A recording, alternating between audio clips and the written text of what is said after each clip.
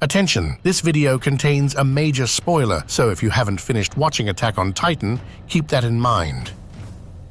The rumbling is the secret weapon of the island of Paradis. 100 years ago, Eldians were known for their ability, under certain conditions, to transform from ordinary humans into mindless, giant, humanoid titans driven by a craving for human flesh. As a result, King Karl Fritz, for personal reasons, decided to isolate a large part of his cursed people within the walls on a separate island. He built these walls using his own people, whom he first transformed into giant titans using his royal bloodline power, and then encased them within 3 interconnected stone walls. If other people were to invade the island, the walls would be destroyed, leading to what is known as the rumbling. This would result in hundreds of thousands of 53-meter titans emerging from the walls and trampling everything living on the surface of the land. In this episode, we will discuss how destructive the rumbling would realistically be and whether it could be stopped using real-life human technologies. But before that, don't forget to subscribe to the channel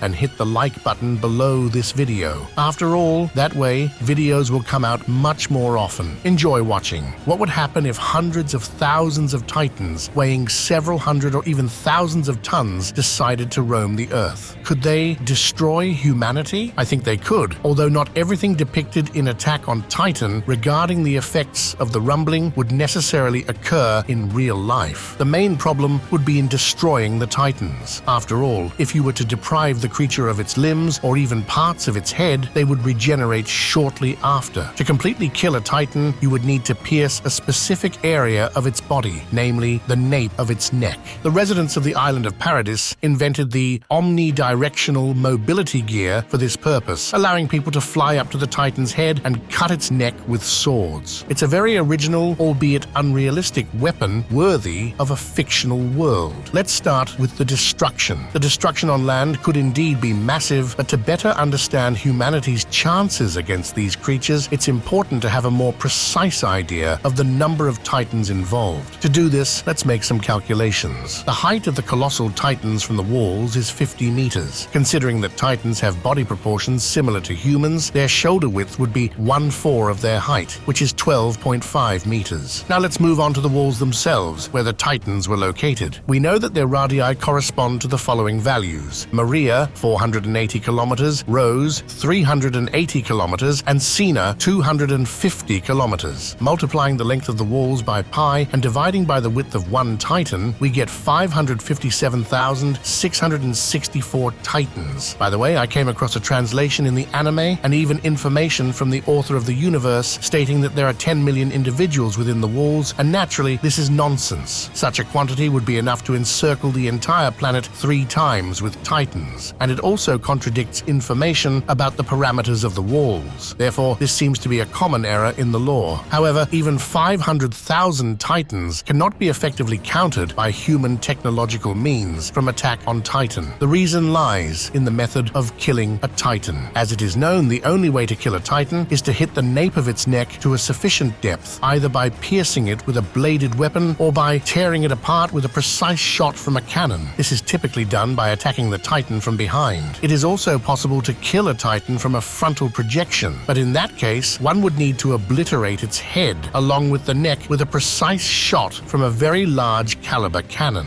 Otherwise, the titan will return to action. In the lore of Attack on Titan, the technological capabilities of human civilization are comparable to the forces of the armies involved in World War I. Even the combined efforts of all world powers would not stop such a genocide. However, this is largely due to the fact that they did not have sufficiently precise weapons capable of producing such results, and also because they did not possess weapons of mass destruction similar to nuclear weapons. Moreover, even modern technologies combined with nuclear weapons may not necessarily stop the rumbling. Without the use of nuclear weapons, titans could be destroyed through precise targeting by the entire world's aviation with dense drops of 5-ton cluster bombs. However, this This would take a considerable amount of time, during which many people would be killed. Nuclear weapons could be a way out of the situation, but the use of such a large quantity of toxic radioactive ammunition required to destroy the rumbling would lead to an environmental catastrophe. Therefore, the nuclear option would at best result in a stalemate, and it would only be used when there are no other options left. However, as we know, before the rumbling could destroy cities and continents with its advance, it would first have to reach them through seas and oceans, and that is where things get much more interesting. In the anime, when attempting to stop the rumbling in the oceanic waters using battleships and large caliber guns, we saw Titans crossing the seas, contrary to the assumptions before the final season's release that Titans would walk on the seafloor and create a tsunami wave. Titans were actually swimming underwater. Could real humanoids of such size swim? Yes, they could, even though their actual weight would exceed 1,500 tons. Submarines, in general, weigh tens of thousands of tons and move underwater without any problems. Moreover, according to the law, Titans have much more in common with submarines than you might think. After all, giants simply do not have internal organs, which means that their bodies are one continuous cavity, except for the stomach.